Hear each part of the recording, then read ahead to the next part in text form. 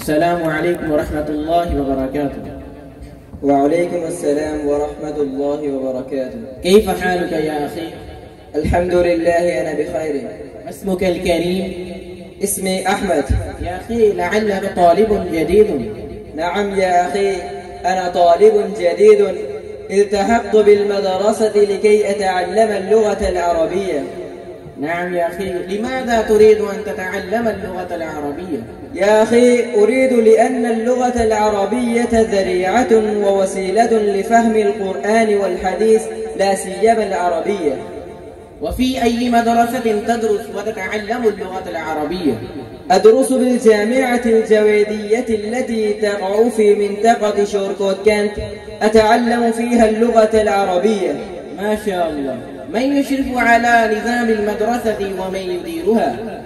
يا أخي مشرف مدرستنا عالم رباني فضيلة الشيخ جويد حسين حفظه الله من فيصلاباد، ومدير المدرسة فضيلة الشيخ زبيه الله حفظه الله، وهو حسنة من حسنات الشيخ جويد حسين. نعم يا أخي، صف لي اللغة العربية كي أزداد شوقا في تعلمها. يا أخي كفى باللغة العربية فضلا، واختارها الله للقرآن ولنبيه، وهي لغة أهل الجنة، وهي لغة تمتاز من بين سائر اللغات كلمة ومعنى، تفوق اللغات فائقة لائقة.